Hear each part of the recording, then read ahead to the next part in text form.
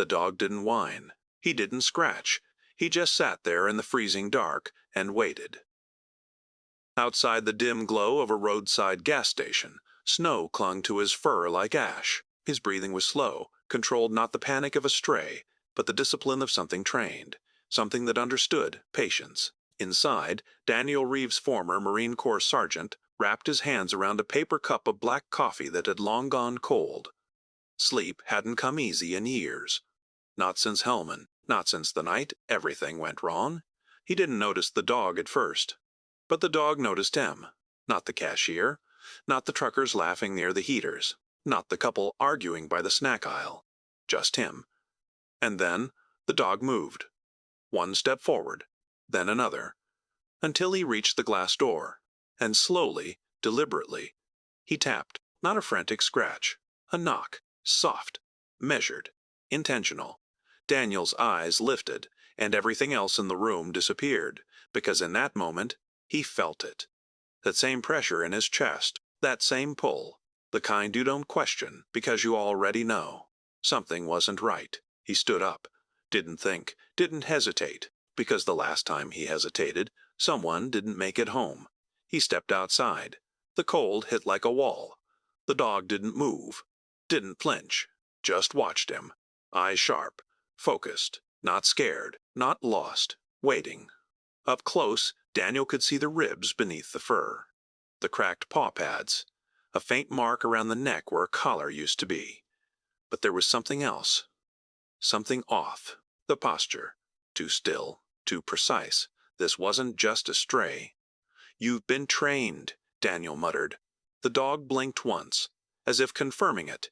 Then he turned, walked a few steps, stopped, looked back, waiting. Daniel exhaled slowly. "All right, I'm coming." The road beyond the station stretched into darkness, swallowed by snow and silence. Daniel followed without fully understanding why. But some instincts never leave you. They just wait until they're needed again. The dog led him off the road, past a broken fence, through a narrow path between trees weighed down with snow. No barking, no panic, just direction, purpose. After 10 minutes, Daniel's boots slowed. Something was wrong. The air had changed. That subtle shift Marines learn to feel before they can explain. Danger. The dog stopped. Ears forward, body tense. Then he lowered himself slightly, signaling. Daniel froze, and that's when he saw it. A vehicle. Half hidden behind trees. Engine cold. Driver door, slightly open. Snow undisturbed around it. Too clean. Too quiet. "Something's off," Daniel whispered. He moved closer. Each step careful. Measured. Controlled. Inside the car. Blood. Dark. Dried. Spread across the seat. No driver. No movement. Just silence. Daniel stepped back slowly. And then the dog growled. Low. Focused. Locked onto something deeper in the woods. Not fear. Target. Daniel's pulse sharpened. "Who are you tracking?" The dog didn't wait. He moved. Faster now. More urgent. Daniel followed, because now he understood. This wasn't random. This wasn't luck. This was a mission. 20 minutes later, they reached an old warehouse. Abandoned. Windows shattered. Door hanging loose on one hinge. The kind of place no one visits, unless they don't want to be found. The dog stopped, turned to Daniel, and for the first time, he barked. Once. Sharp. Command-like. Daniel nodded instinctively. "Yeah, I hear it too." Voices. Inside. Muffled.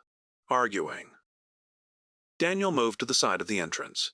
His breathing slowed. His body adjusted. Not the man from the gas station anymore. A Marine. Again, he looked at the dog. "Stay close." The dog didn't need the command. He already knew. Inside, the air smelled like rust and damp wood. Footsteps echoed lightly. 3 men, 1 pacing, 2 near a table. Weapons visible. Daniel's mind calculated instantly. Distance, angles, options. But something else caught his eye. A badge. On the floor. Federal. And next to it, A torn K9 harness. Daniel's stomach tightened. He looked at the dog. Everything clicked. You're not lost. A whisper. Realization. You're still working. The dog's ears lifted slightly. Confirmation. The next seconds moved fast. Too fast for thought. Only action. A noise. One of the men turned. Hey. Too late. The dog launched. Precision. Speed. Power. Straight to the arm holding the weapon. A scream ripped through the warehouse. Daniel moved in. Controlled. Direct. Every motion trained. Every step deliberate. One down. Second lunged. Daniel blocked. Redirected. Dropped him. Third reached for something behind the table, but stopped, because the dog was already there, standing, growling, eyes locked, unforgiving. Silence fell, heavy, complete. Minutes later, sirens cut through the storm. Red and blue lights painted the snow. Officers flooded the warehouse.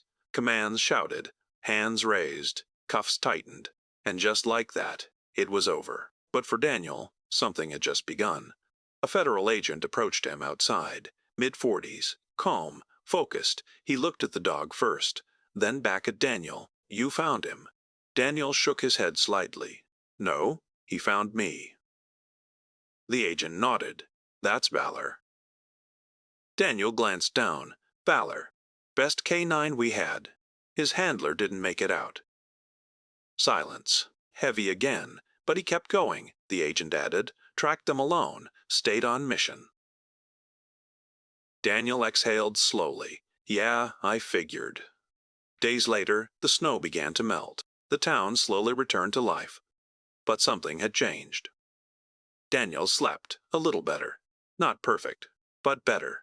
And every morning, there was a dog waiting by the door. Not as a soldier anymore, not as a tool, but as something else. A reminder that some missions don't end in the field. They follow you home. And sometimes, they bring you back with them. So here's the question. Did Daniel save valor that night?